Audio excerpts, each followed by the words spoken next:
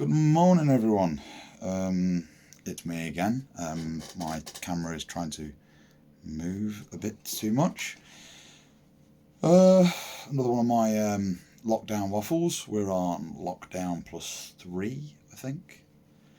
Again, night shift worker. I've got no idea. I think it's the 27th now. I realised that my glasses on the last video were pretty filthy, so just giving them a clean. In the meantime, I'll regale you with a small amusing thing that happened at work. One of the gentlemen at work during their break was watching an 80s action movie. It was in French, and it was really cheesy. I mean, the martial arts scenes in it, I've never seen something quite so cheesy. In fact, you probably could call them a fromage frais. You didn't come here for the awful puns. So now that you've got over the groaning, I'll go on to what I'm actually going to talk about tonight. If you're wondering why I'm in a dressing gown, it's because I finished work. And I really am not going to get dressed for these things. We're talking about deep sea curiosities, as requested by Tim. Thanks, Tim. Once again, I'm not a deep sea biologist, geologist, so I'm basically playing, let me Google that for you. So I'm going to try and cut out how many erms and ers I do in this, because I looked at the last video and I was like, Okay, so let's talk about deep sea curiosities. I'm once again looking at my computer for notes. It's interesting that first thing I discovered about looking at deep sea curiosities is that how deep is deep sea? Deep sea is anything under the depth of 200 meters. That leaves a lot of sea to cover. The sea is essentially built up of plains, as scientists like to divide things. Up to 200 meters, we have a littoral plain. Between 200 meters and 3 kilometers, we have the bathyal plain. I hope I've pronounced that correctly. Between 3 and 6 kilometers, we have the abyssal plain, which I think most people are pretty aware of. You know, it's got a nice, name to it, the abyssal plain. However, below 6 kilometers, we have the hadal plain. The hadal plain is basically a series of deep trenches caused by tectonic plate subduction. The deepest of which is the Challenger Deep at in the Mariana Trench. And the most accurate sounding to date, that particular area, is that they've got it down to 10,984 meters, give or take 25 meters.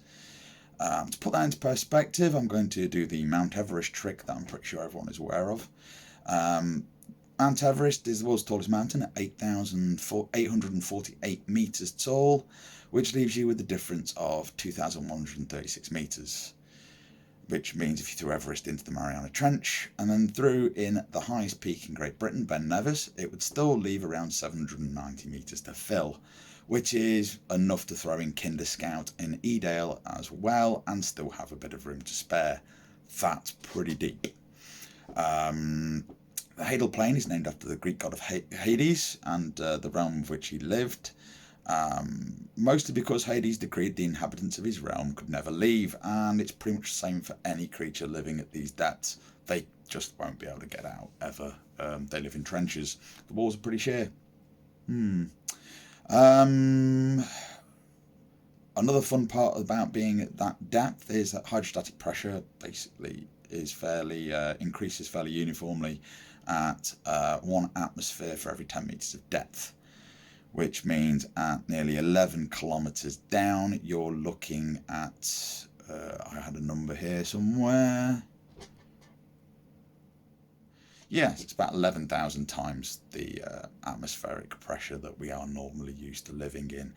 A rough equivalent is that's going to be a 1 ton weight on the end of your little finger. So yeah, might sting a bit. It's also one of the reasons why we find it so hard to explore down there. Apparently life does exist down there. We've got small crustaceans, snails, worms and sea cucumbers. and they live in fairly large numbers. So far, no evidence of sleeping elder gods, which is a plus. However, that is still a massive aside. We're going to on deep sea curiosities, and I am not going to talk about animals as such. I'm not going to talk about geology as such. I'm actually going to talk about undersea lakes, which is another thing that quite interested me. Apparently, water, once it absorbs so much salt and other material, it's particularly when its salinity gets to between 3 to 8 times the salinity of the water surrounding it, it becomes so dense that it eventually separates out. It becomes a liquid within a liquid, much like oil and water, but in this case, think the oil being below the water. And it can flow in runnels, and it can basically finally build up in what are called brine pools. I mean, watching videos of this, where they've managed to get cameras, you can in fact see water literally flowing. It is like the water around you is still, and you can actually see what's happening in those pools, which is really freaky. It's something to see. One I am going to really talk about very briefly, because I haven't got a lot to say about this.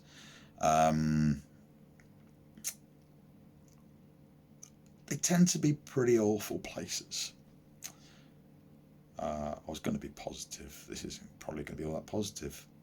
Should have thought about that before I started looking into it. Oh well. So for instance, one such pool was found in the Gulf of Mexico back in 2018, and it was dubbed the Hot Tub of Despair. Nice. And the reason why is not just salt that's found in these pools. In this particular situation, they found that highly toxic quantities of methane and hydrogen sulfide are mixed in with the waters, making them pretty much deadly to any biological life outside of small shrimp and certain bacteria that quite like those conditions. Unfortunately, those shrimp tend to bring in a lot of other sea life that would like to prey on them, mostly crabs. And unfortunately, they go to a very, very awful end, basically drowning in toxic chemical soup. This isn't even a man-made bit of awfulness. This is Mother Nature showing how just horrendous she can be. Nice.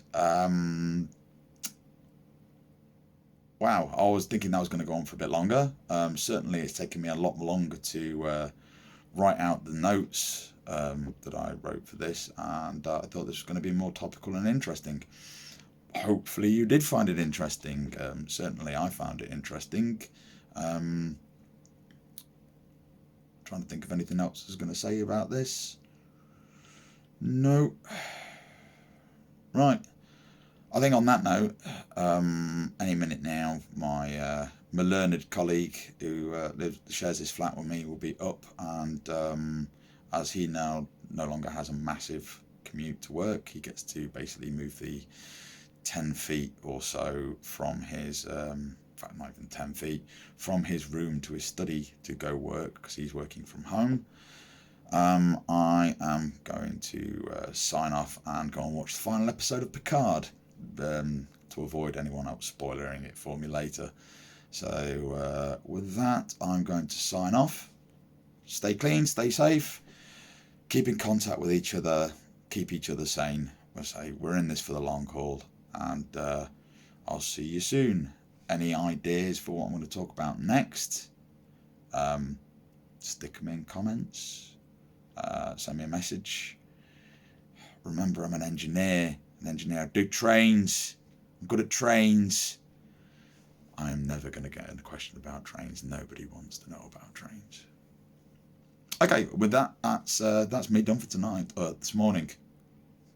It's still last night to me. I'm a night shift worker, and if you're wondering why I'm still going to work, it's because apparently I'm a key worker, and I work in the world of air freight, and medicines don't have wings and fly themselves. So with that, I hope you all have a good day, a good safe day, and I'll speak to you soon. Bye.